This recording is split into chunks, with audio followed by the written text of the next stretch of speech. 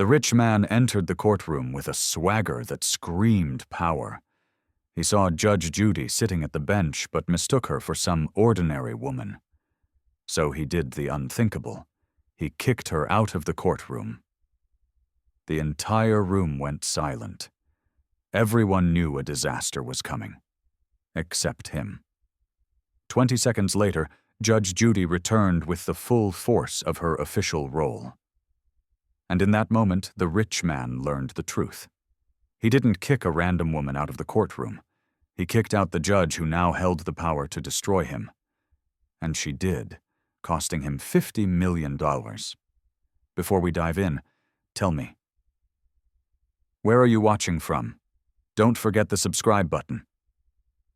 The gavel had not struck yet, but the tension was already breathing through the courtroom walls. People shifted in their seats, whispering in tight, nervous lines of sound, the kind that dissolve when arrogance walks through the door. And arrogance did walk through the door. It wore a tailored suit, polished shoes, and a smile sharp enough to cut its own reflection. The rich man stepped inside like he expected applause. His stride was loose, confident, almost theatrical. He scanned the room the way people scan hotel lobbies, as if everything inside belonged to him by default. The cameras followed him like obedient servants, catching every exaggerated exhale, every amused glance, every glint of self-satisfaction reflecting off his cufflinks. Judge Judy was already seated on the bench, but he did not see a judge. He saw a woman in his way. He paused just long enough to let his ego inflate. Then, with a casual flick of his hand, he gestured toward the door. "You shouldn't be sitting there," he said, laughing as though this was his stage. "Out.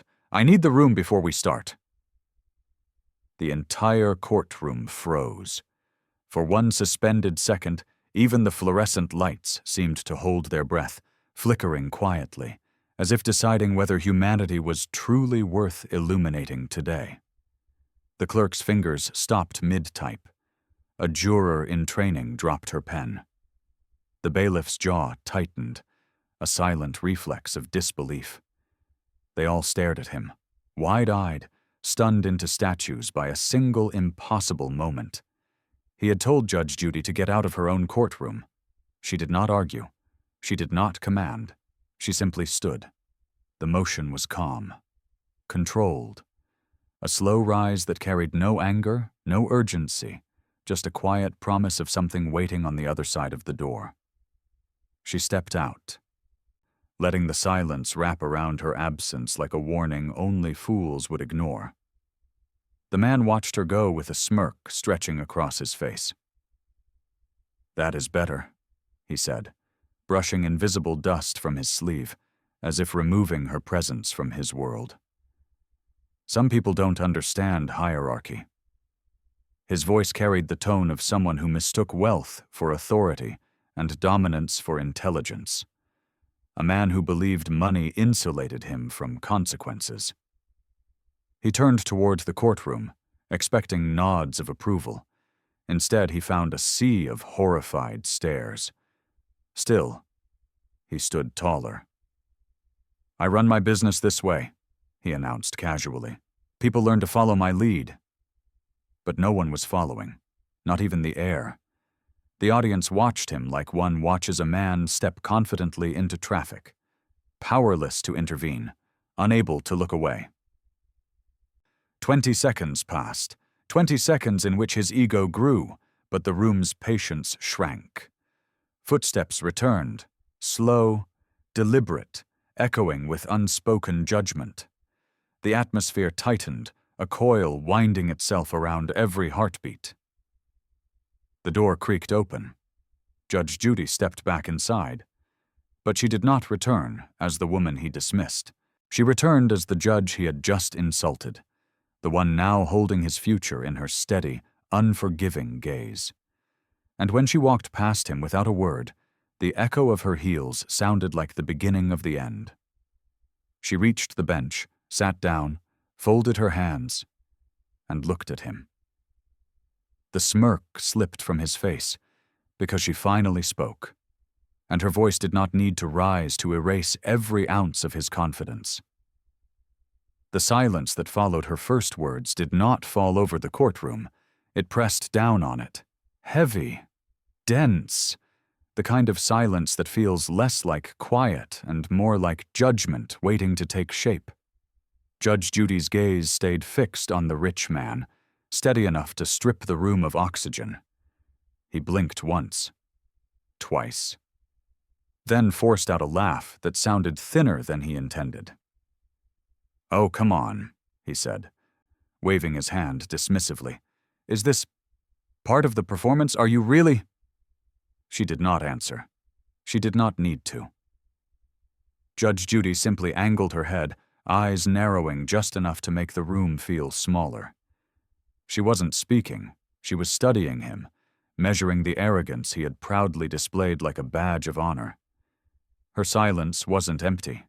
It was deliberate, surgical, a warning wrapped in composure. The man shifted in place, suddenly unsure of what to do with his hands.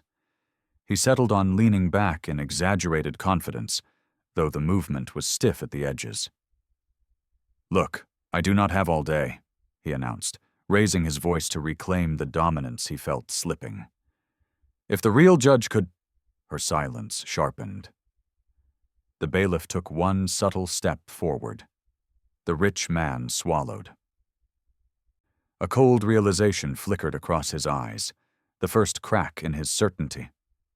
Still, arrogance is a stubborn mask. He put it back on quickly. "I just want this to go smoothly," he continued louder, as though volume could resurrect authority. "You cannot blame me for expecting order. I run multi-million-dollar operations. I know how to command a room." Judge Judy remained motionless. The clerk's fingers hovered above the keyboard, waiting for the moment she knew was coming. The audience held their breath, but the judge gave him nothing. No lecture, no reprimand, just unbroken quiet. And that silence began to do what no words could. It exposed him. His voice stumbled on its next sentence. His posture slouched an inch before he straightened it again.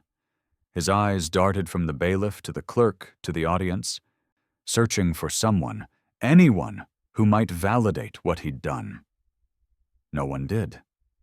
He shifted his weight, pretending to stretch, but the strain around his eyes told the truth. This wasn't stretching.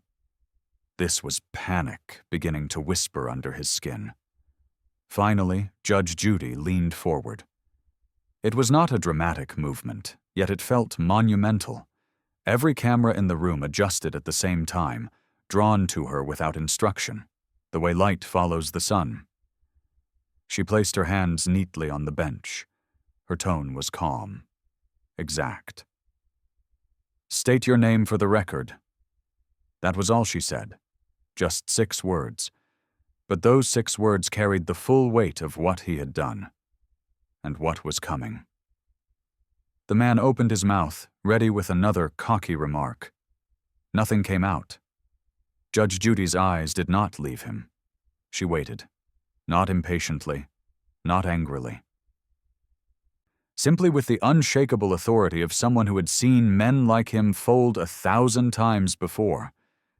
His chest rose with a shaky inhale. "My name is—" He stopped, because she lifted the case file. And the moment that folder entered the light, his confidence flickered like a candle in the wind. Judge Judy opened the file, slowly, intentionally, and whatever she saw inside made the entire courtroom lean forward at once. The man felt it too. His bravado slipped.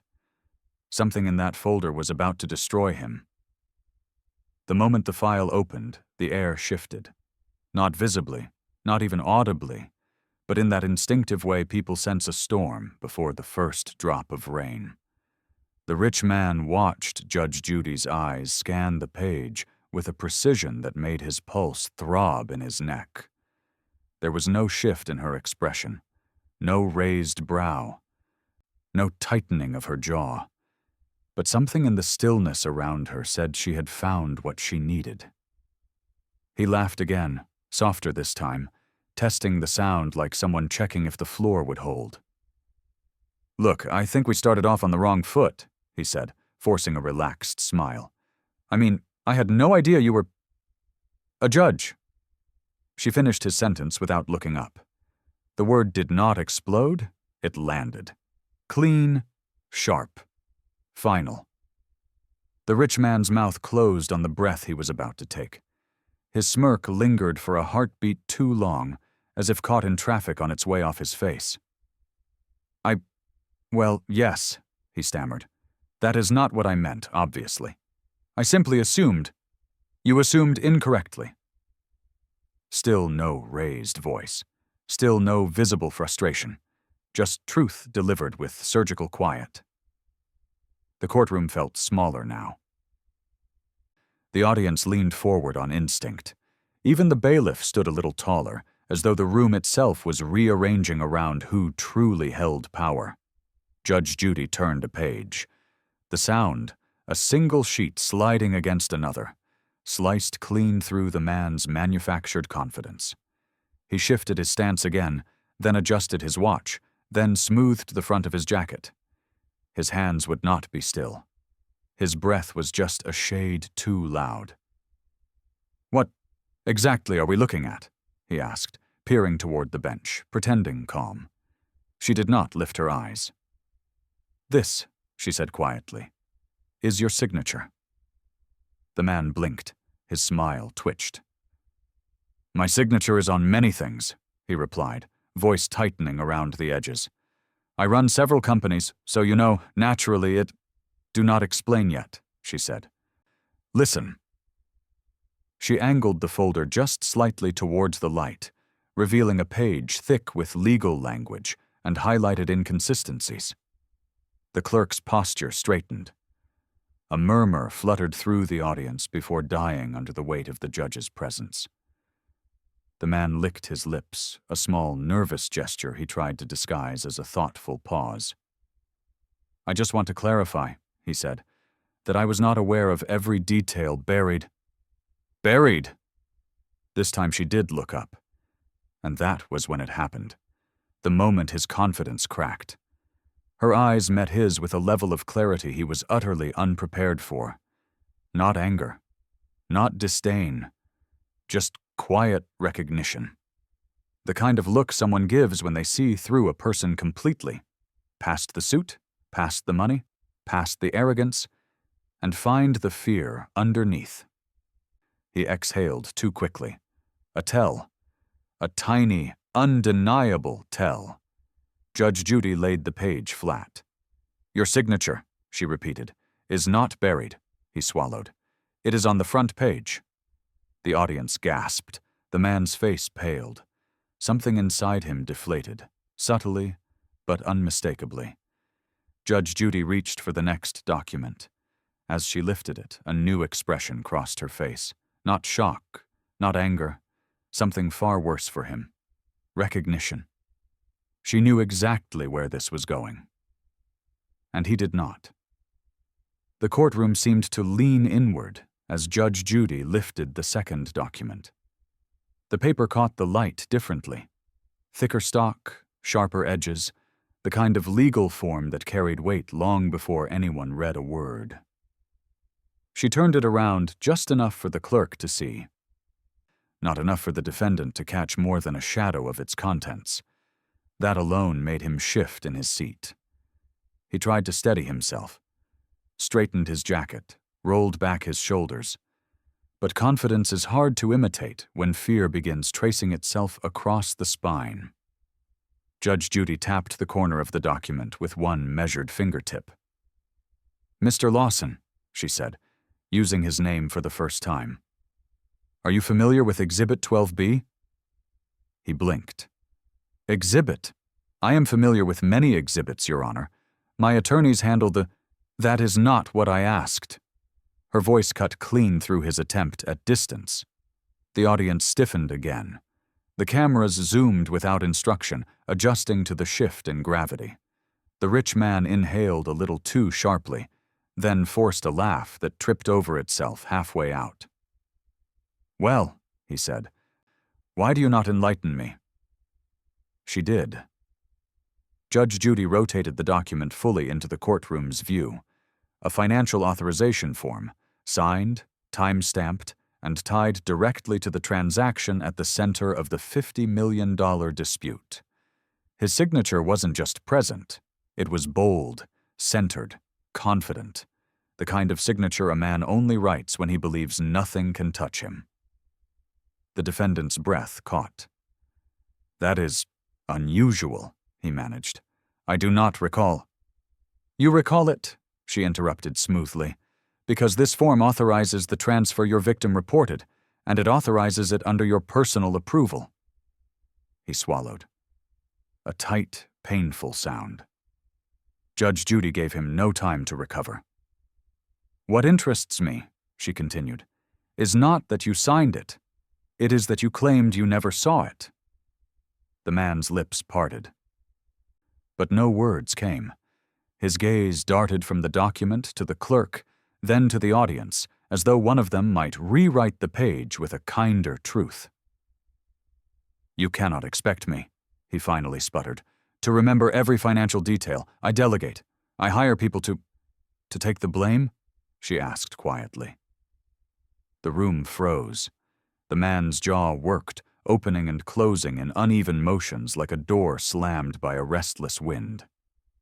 That is not what I said." "No," she replied, "but it is what you meant." She slid the document toward the edge of the bench, letting the gesture speak louder than any accusation. "I want to draw your attention to a note in the margin." Her fingertip rested on a small, handwritten instruction, a sentence that carried the weight of a revelation. At first, the defendant didn't understand. Then he saw it. A short directive in his own handwriting: "Process immediately.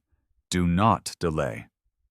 His face went hollow, the first real crack in his empire.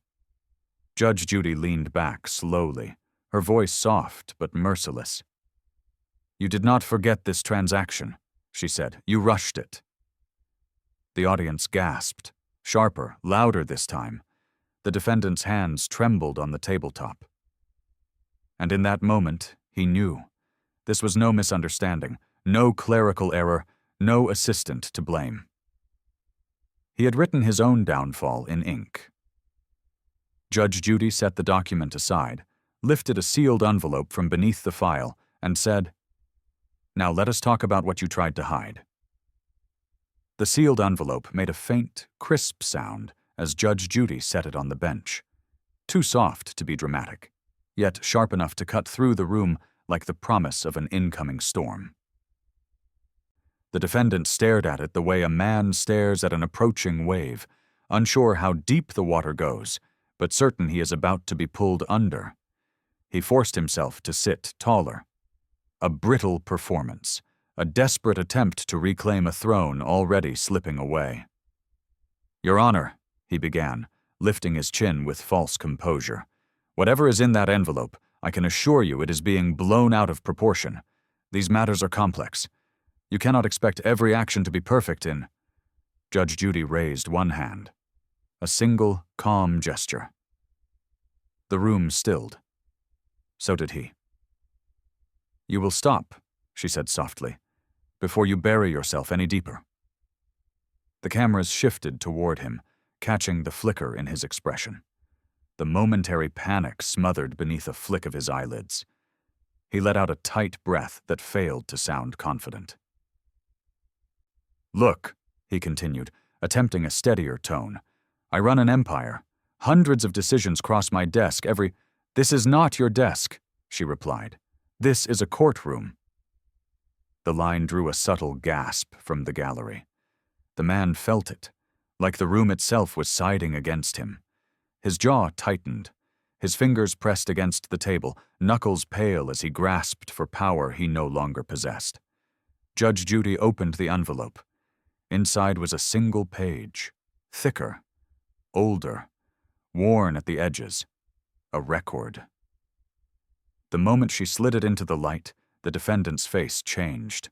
Not dramatically, not theatrically, just a small tightening around the eyes, a tiny tremor in the breath. Enough for anyone paying attention to recognize the truth. He knew exactly what she was holding. "This," Judge Judy began, tapping the page, "is an internal memo from your accounting department, dated 6 months before the transaction in question."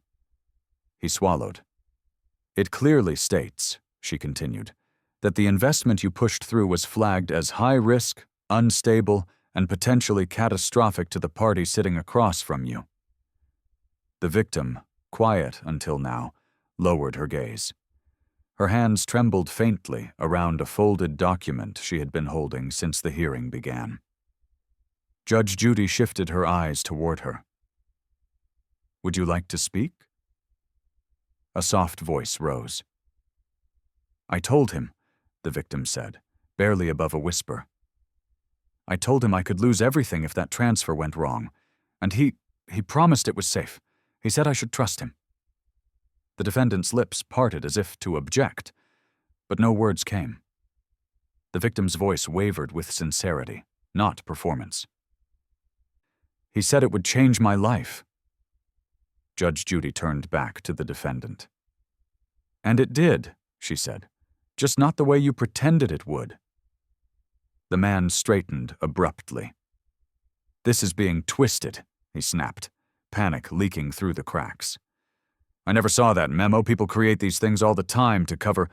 Your signature is on the bottom." He froze. The clerk's eyes widened. The audience murmured. Even the bailiff's posture seemed to draw tighter, angling toward the defendant, as though subconsciously anticipating collapse. Judge Judy slid the memo toward him like a mirror he didn't want to look into. "This is your handwriting," she said. "Move forward. She will not understand the technicals." The room exhaled in disgust. The defendant's face drained, the color fading like truth washing over him. Judge Judy leaned in, voice low and absolute. "Now," she said, "tell me why you thought deception was easier than honesty." The question lingered in the air like smoke, visible, suffocating, impossible to ignore. "Tell me why you thought deception was easier than honesty." The defendant opened his mouth, but nothing came out. His throat worked around a breath that refused to form into words. The courtroom watched him struggle, watched his confidence fracture again and again in small, silent pieces. The man who had strutted in like he owned justice now sat stiff in his chair, suddenly aware that the room itself no longer bent toward him. It leaned away. He finally forced a scoff. "Deception. That is your interpretation," he said, trying to resurrect swagger, but his voice wavered, betraying him. "In business, misunderstandings occur. People, employees, miscommunicate. I cannot be responsible for every—" A voice cut in from behind him. "You were responsible for this one." Everyone turned. A witness, his former senior financial advisor, stepped forward with a stack of documents held to his chest. He hadn't been scheduled to testify yet, but the urgency in his posture said he could no longer sit in silence. Judge Judy nodded once. "State your name." He did. Then he held out a printed email chain, hands shaking ever so slightly. "This is what he sent me," the witness said. "Weeks before the transfer." The defendant's head snapped around. "That is confidential correspondence. You cannot just—" "In this courtroom," Judy interrupted, "we prioritize truth, not secrecy." She took the pages. The courtroom leaned closer. The top email was brief, brutally brief. "Proceed. Do not involve her. If the deal fails, we pivot. I will manage the fallout." The defendant's chest rose sharply. That is not the full context. You cannot cherry-pick lines without—" "The final email," the witness said softly, "is your context." Judge Judy flipped to the last page. One line. She will believe whatever I tell her. A low ripple of shock moved across the gallery. Even the cameras seemed to adjust themselves, angling downward toward the defendant, as if framing the slow collapse of a man who had built his life on manufactured self-assurance. The victim exhaled, a sound so quiet it barely reached the bench, but somehow it still felt like a breaking point. Judge Judy's gaze sharpened. "Is that your email, Mr. Lawson?" His jaw clenched. "I might have written that in frustration." "Frustration," she repeated, voice steady, "does not manufacture deceit. You did." His facade crumbled another inch. He tried to stand his ground. "This is a witch hunt. I have built companies, jobs, an entire legacy, and now you want to throw all that away because of your choices," she said plainly. "Not mine, not theirs, yours." The room hummed with quiet agreement. Shoulders angled forward, eyes narrowed. Even those who entered the courtroom neutral were now visibly siding against him. For the first time, he realized he was outnumbered. Not by people. By truth. Judge Judy motioned toward the clerk. "Bring in Exhibit 12C." The defendant stiffened, because he knew exactly what Exhibit 12C was. The clerk reached under the table, lifted a heavy binder marked "Confidential," and placed it on the bench. The defendant's face went cold. Something inside that binder was the one thing he feared more than losing money, losing the illusion of control. The binder landed with a dull, heavy thud, the kind of sound that doesn't echo but sinks, like a weight dropped straight into the center of someone's chest. The defendant stared at it, shoulders rigid, throat tightening around a breath he couldn't steady. If Exhibit 12B had cracked the veneer of his confidence. Exhibit 12C threatened to pulverize what was left. Judge Judy rested her fingertips lightly on the binder's cover. "You recognize this?" she said. Not a question, not even a prompt, a statement, one that wiped the last trace of color from his face. He tried to speak anyway. I may have seen it in passing. I cannot be expected to memorize every—" "Open it." 2 words. Simple. Inevitable. The man hesitated, searching for a lifeline, an objection, an excuse, even an eye contact ally. Nothing came. Judge Judy opened it herself. The metal rings snapped open with a sharp, metallic click that made half the courtroom flinch. She turned the first page slowly, almost gently, as though giving the defendant one last chance to brace himself. On the right-hand page sat the damning truth. A detailed internal audit, labeled clearly, unmistakably. Risk assessment, Lawson personal authorization required. Judy read aloud. Projected loss in the event of failure, catastrophic. Recommendation, decline. A hush fell over the room.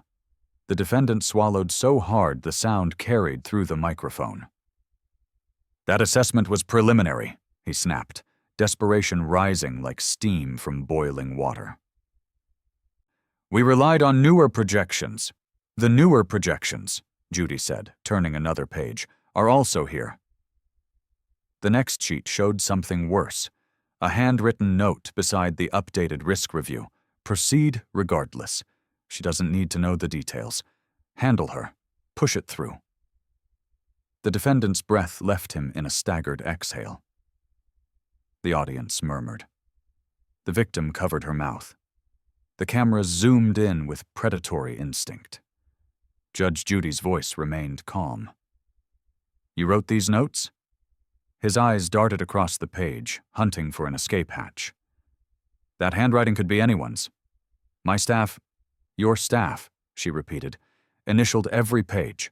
Their initials appear here." She tapped 3 neat marks at the bottom of the sheet. "And here." Another tap. "And again here." Then her finger slid to the top. This, she said, is your initial. His lips parted in disbelief. Disbelief that the evidence he prepared, stored, controlled, now testified against him with perfect clarity. The witness from earlier stepped forward slightly. That binder was kept in your private filing cabinet, he said. Only you had the key. A soft gasp rippled through the gallery. The defendant's mask shattered. No, that is not accurate, he insisted, voice shaking. Others had access. My assistant, my COO, Your assistant quit 2 months before this entry, Judy said, without lifting her eyes from the binder. Your COO was on medical leave, and you authorized the lock change yourself. Each sentence hit him like a step backward off a cliff. By the time she closed the binder, his hands were trembling visibly. You have lied, she said, to your witness, to this victim, and to this courtroom. The defendant's mouth hung open in stunned outrage, but nothing emerged. It was the first moment he truly understood that the narrative he tried to control had slipped away, and now his own evidence was guiding his downfall. Judge Judy slid the binder aside. Bring the next document, she instructed. The bailiff moved toward a secondary file, a thin, unfamiliar envelope. The defendant froze, dread filling the spaces where arrogance once lived. Because he didn't recognize this one, and not knowing what was inside terrified him more than anything yet unveiled. The thin envelope looked harmless, too light, too plain, too simple to threaten a man who once believed he was beyond reach. But the defendant's reaction said everything. He stiffened in his chair, spine locked. Eyes fixed on the bailiff's hands as though the paper carried poison. If the binder had shaken him. This unmarked envelope turned his fear into something visible, living, sharp-edged. Judge Judy didn't open it immediately. She let the tension simmer, let the room's collective heartbeat sink into one slow, anticipatory throb. You seem nervous, she observed. The man forced a laugh. Nervous? Over that? Please, I have no idea what that even is. That, Judy replied, is precisely what concerns me. The courtroom murmured. The victim's breath hitched. Even the cameras seemed to follow the envelope like prey tracking its final cornered movement. Judge Judy slit it open with a letter opener, a deliberate, graceful motion that contrasted violently with the panic crawling across the defendant's face. She reached inside and pulled out a single folded sheet, cream-colored, text printed clean and centered. She unfolded it slowly. The man swallowed. That sound again, the unraveling of his composure. Judy scanned the document. Her expression didn't shift, but the way she inhaled, steady, measured, made the room tense. This, she said, raising the page slightly, is correspondence from your private communications archive. He blinked hard. That archive is encrypted. No one has access to... Incorrect, she said. Your victim did. The courtroom erupted with stunned gasps before the bailiff silenced the room with a firm downward gesture. The defendant whipped around toward the victim. You went through my files. You had no right. She had every right, Judge Judy cut in, because you gave her access. His face twisted. That is a lie. Judy held up the document. Not according to this email. She began to read. I want to be transparent, the message began. Here is full access to project documents. Everything I told you is accurate. You can trust me. The defendant inhaled sharply, realizing the trap, not the email itself, but what came after. Judy continued. Ignore the internal risk notes. They exaggerate. This investment is safe and protected. I'd never put you in danger. Another ripple tore through the gallery. He tried again. That was early. That was before we understood the volatility. Before, Judy echoed. She flipped the page over. This email is dated 3 days after the internal audit you signed, 3 days after you were warned, 3 days after you initialed the memo acknowledging catastrophic risk. The man's voice cracked. I didn't mean, I wasn't trying to. Judge Judy leaned forward, grounding the moment with a final, merciless truth. You lied to her to secure a deal you knew was doomed. The defendant's breath came in uneven bursts, panic clawing through every word he attempted to form. People exaggerate. Documents change. You're taking everything out of. You told her, Judy interrupted, raising the page. Ignore the risk notes. You told her, trust me. You told her this would be safe. She lowered the document. It was never safe. The room felt it. The shift. The moment arrogance collapsed under the weight of its own words. Judge Judy placed the email down like a verdict waiting to be spoken. Mr. Lawson, she said, voice calm as a closing door, we're no longer discussing negligence. She paused. We're discussing intent. And the defendant finally realized there was no path left to escape. Silence didn't just settle over the courtroom this time. It sealed it, a lid closing over a boiling pot. The defendant sat frozen, eyes locked on the judge as if one blink might trigger the full destruction he now sensed was inevitable. His breath hitched in small, uneven pulls. The arrogance that once strutted into the room had evaporated, leaving behind something raw and unmistakably human. Fear. Judge Judy did not rush. She let the silence breathe, let it wrap around him until the pressure became its own form of truth. The email she had just revealed lay on the bench like a wound he could no longer hide. Mr. Lawson, she said quietly, your choices brought us here. His jaw trembled. My choices? He rasped. I was trying to. You were trying, she interrupted, to protect yourself. Not her. The victim sat still, hands clasped tightly in her lap, staring down at the floor as if seeing the past replay on invisible screens. When she finally lifted her gaze, her eyes shimmered, not with anger, but with the exhaustion of someone who had shouted warnings into a void, only to be punished for trusting the wrong voice. I believed him, she whispered, and he looked me in the eye when he lied. That quiet sentence cut deeper than any legal argument. The defendant swallowed, the movement strained. I didn't want to hurt anyone, he said. You have to understand, I've built everything I have. The pressure, my board, shareholders, they expected results. I just needed the deal to go through. Judge Judy studied him, her expression unreadable. So you gambled her life savings, she said, to protect your reputation. His breathing quickened. That's not fair. It's accurate, she replied. He pressed his palms against the table, fingers splayed, as though trying to steady the world spinning beneath him. The exterior he'd worn for so long, the swagger, the confidence, the calculation, melted into desperation.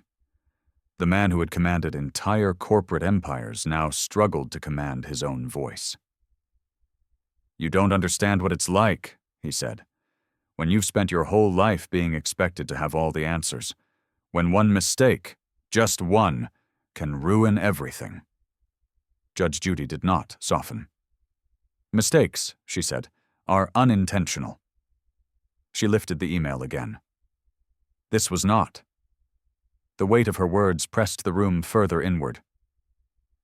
The defendant's chest shook with a half-formed sob he tried to swallow.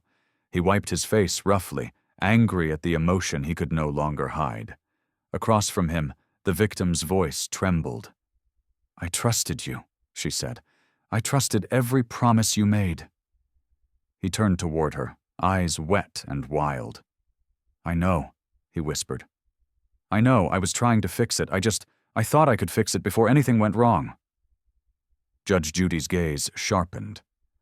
That, she said, is the lie you told yourself." He stared at her as if seeing, for the first time, the scale of the damage he had caused, not just financial but human. Something inside him cracked then, a soundless collapse visible only in the defeated slope of his shoulders. And then, under his breath, barely audible, but not quiet enough, he muttered, "You have no idea what else was happening." Judge Judy's eyes narrowed. "What did you say?" The defendant froze.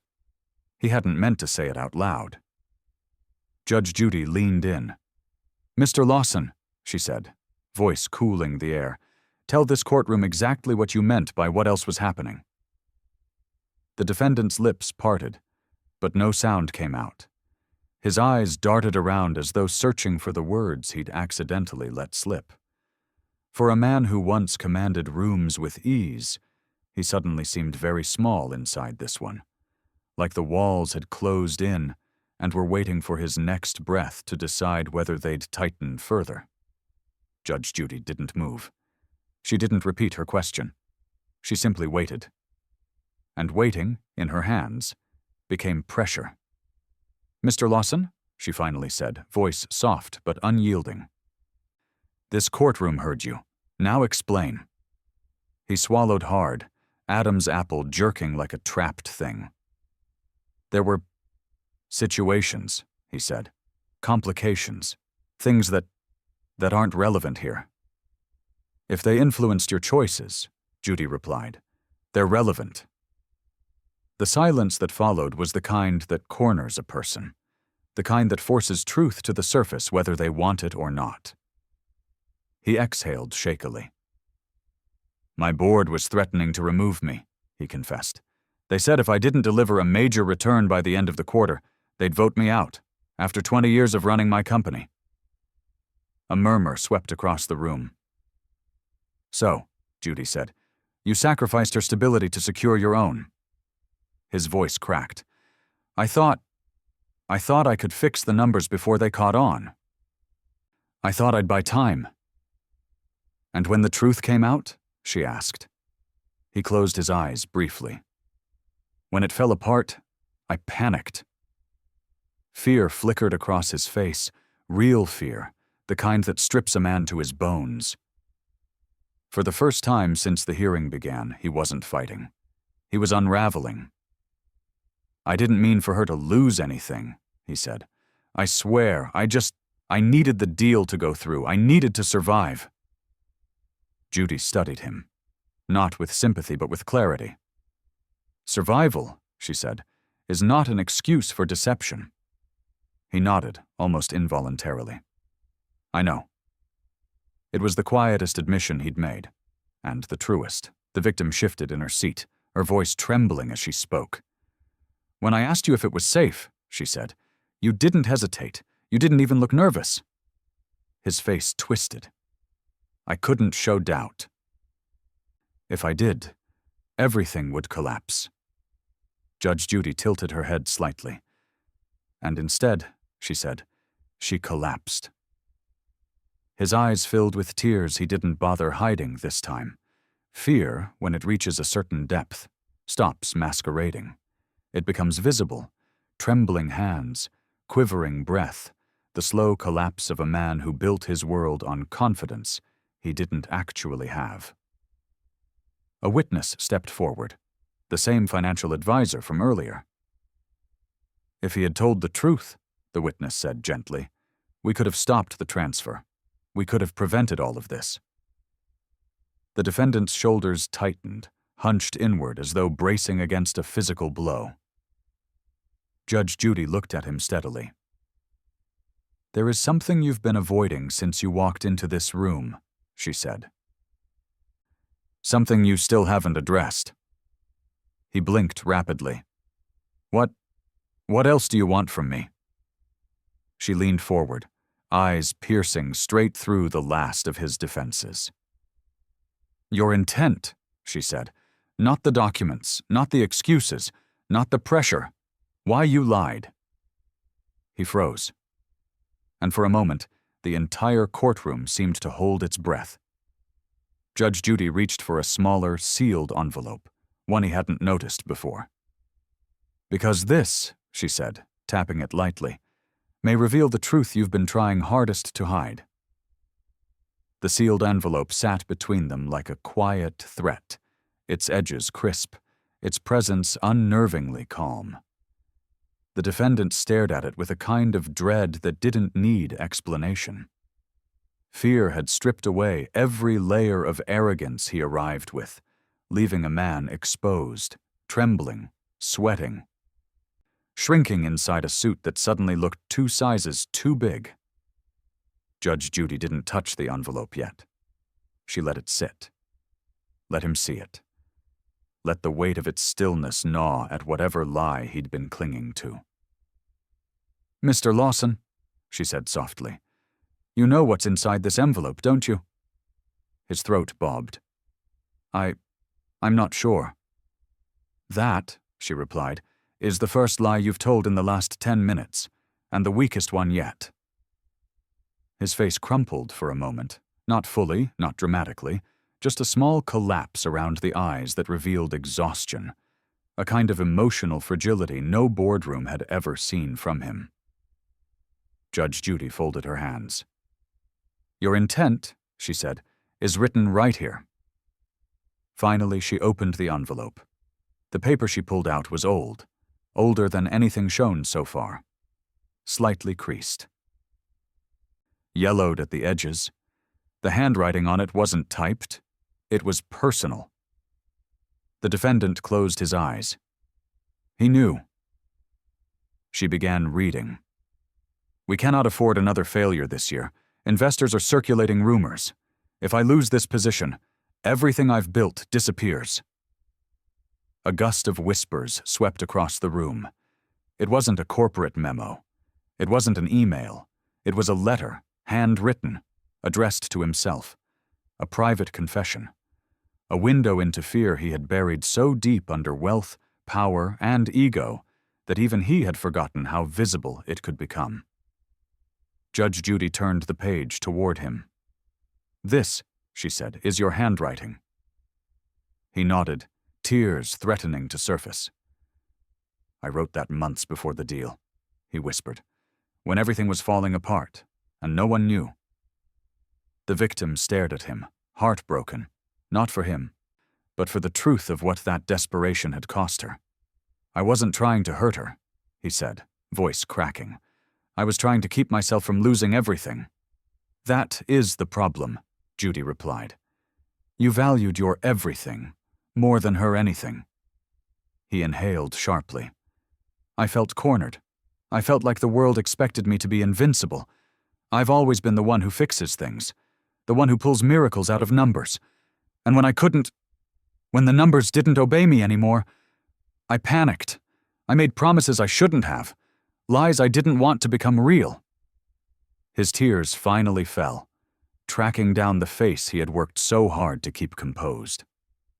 The room softened for a moment, but not toward him. Toward the enormity of what truth does when it's dragged into the light. Judge Judy lowered the letter. "Pressure doesn't excuse harm," she said gently but firmly. "Fear doesn't excuse betrayal. You lied to protect your image, and she paid for it." He bowed his head, shoulders heaving once. A man breaking under a truth he had tried his entire life to outrun. Judge Judy inhaled, preparing her next words. "Mr. Lawson," she said quietly, "there's something about this situation you haven't considered." She paused, her gaze locking onto his with sharp, unsettling clarity. "You were never the only one affected by your fear." Whatever she meant, it was about to change the meaning of everything that came before. The courtroom seemed to shrink around him as Judge Judy's final words lingered. "You were never the only one affected by your fear." They settled over the room like dust after an explosion, fine and pervasive, impossible to brush away. The defendant lifted his head slowly, eyes red, eyelashes damp, as if bracing himself for a blow he knew he deserved. Judge Judy folded the letter and set it aside with deliberate care.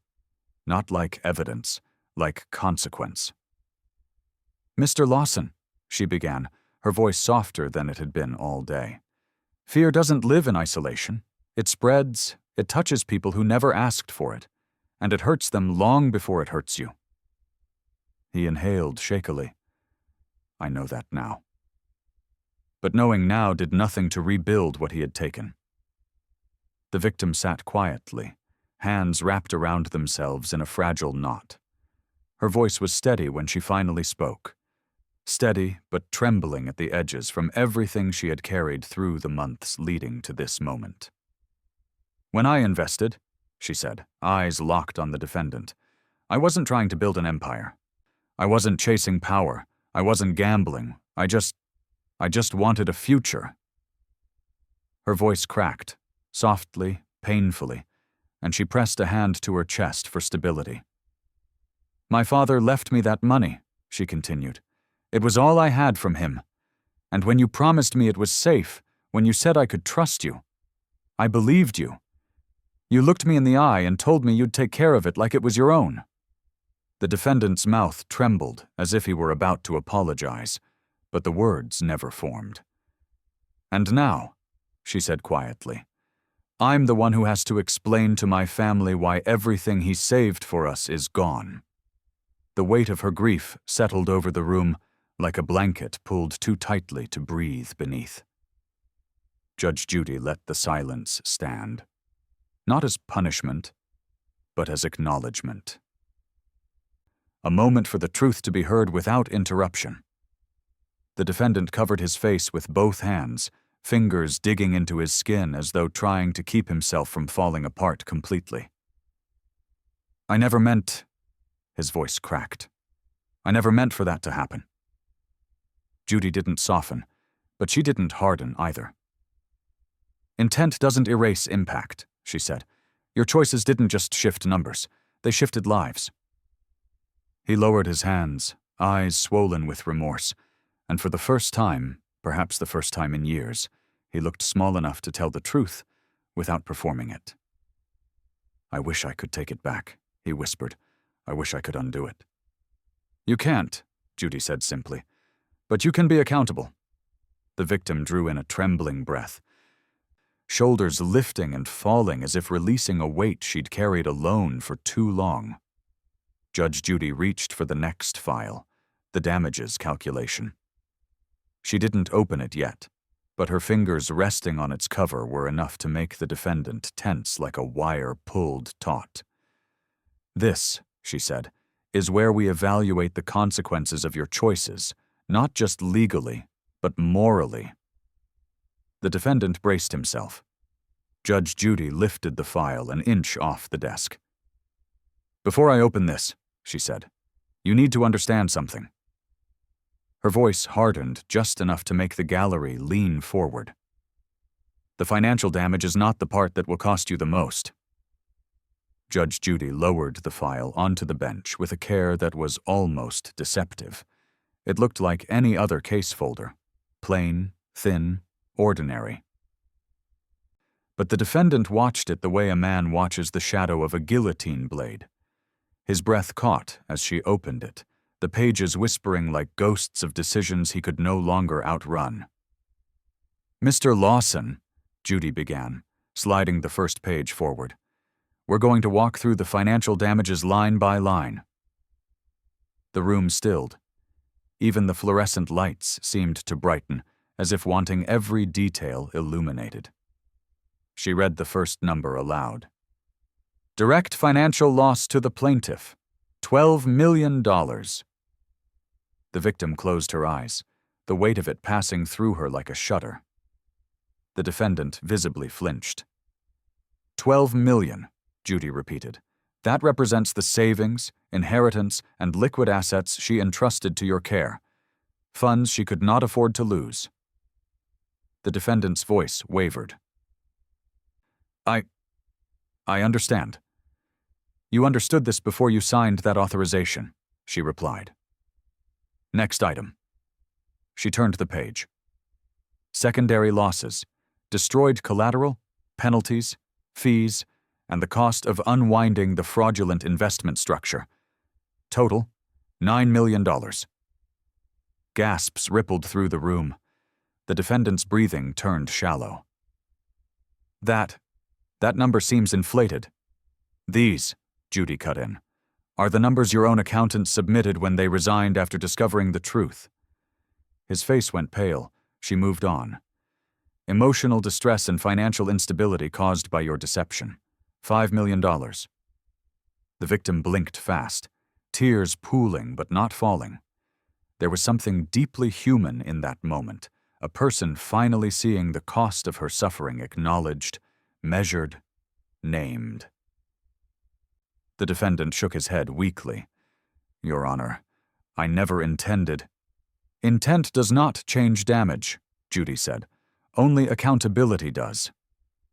She placed the next sheet front and center. Third-party losses resulting from your actions, $4 million. He froze. What third parties? Her dependents, Judy answered. The people who relied on her stability. The people you never considered. His lips parted, but no defense came.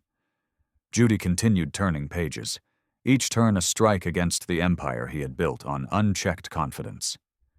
Loss of opportunity, $3 million. Accrued interest over projected recovery period, $1.8 million. Legal fees and administrative costs, $1.2 million. The totals piled up like bricks, forming a wall he could never climb. The defendant's hands trembled against the table. Please, he whispered. Please, this is too much. I can't. You could, Judy said calmly, when the numbers benefited you.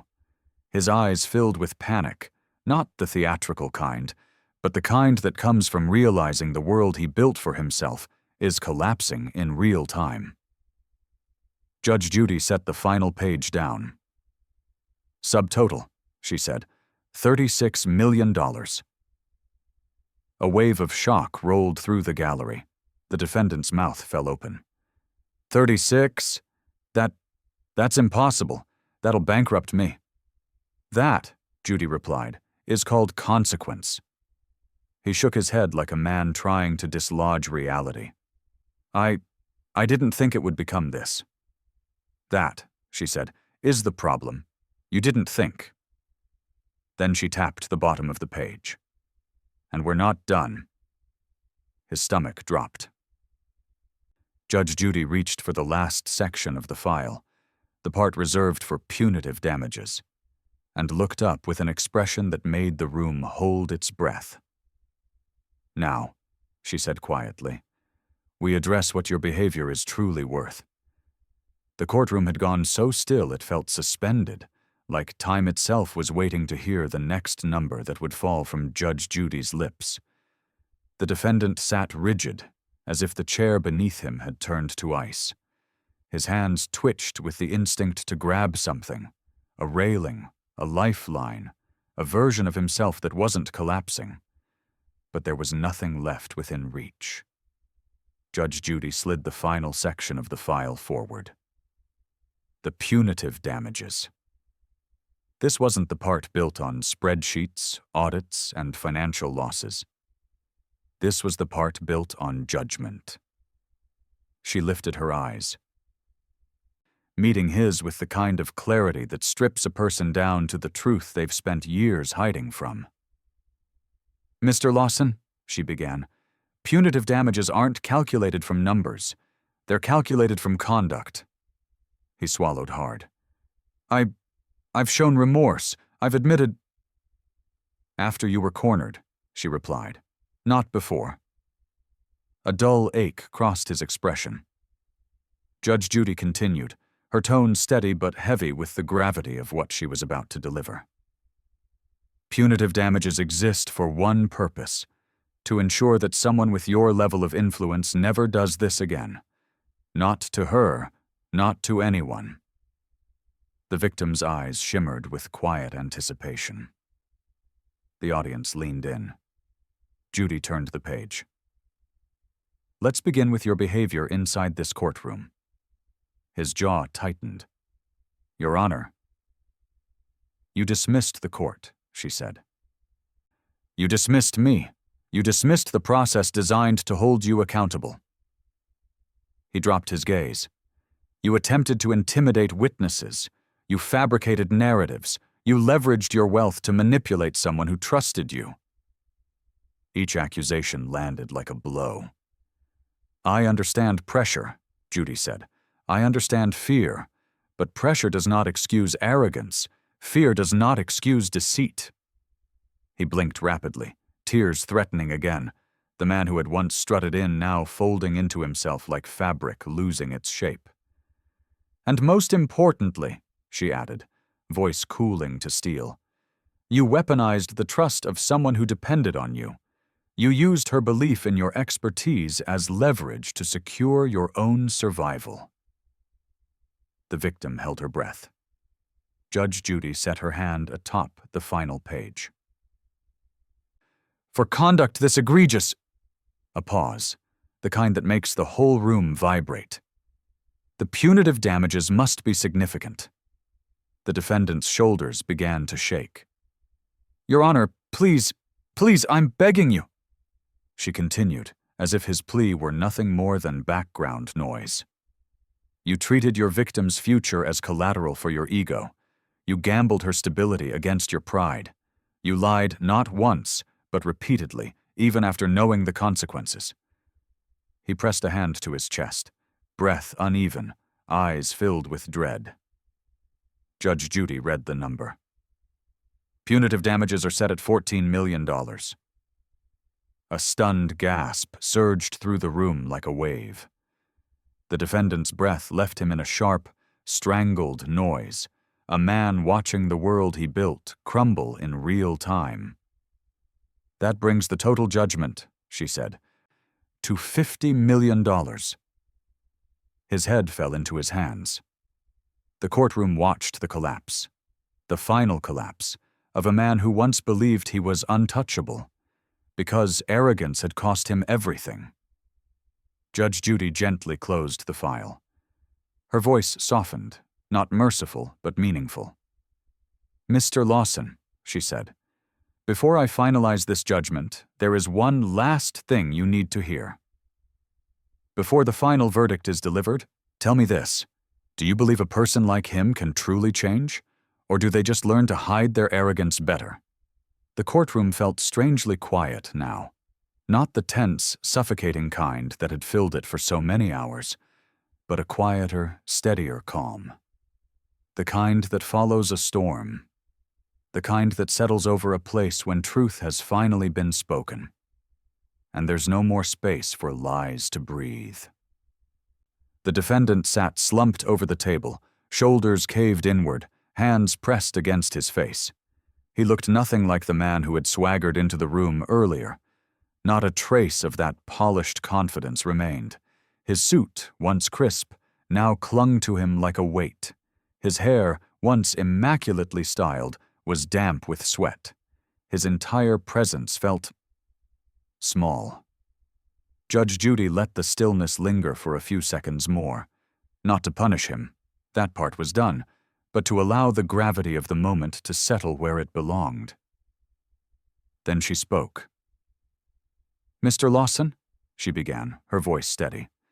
This judgment isn't about destroying you. It's about restoring what you took.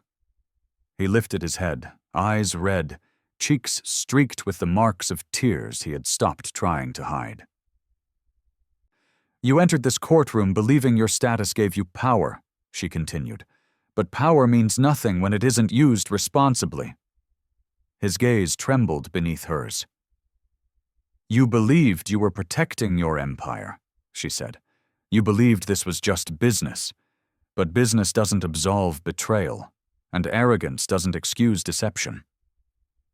He swallowed, a raw, painful motion. I know that now. I hope you do, she replied, because the consequences of your actions aren't measured solely in dollars.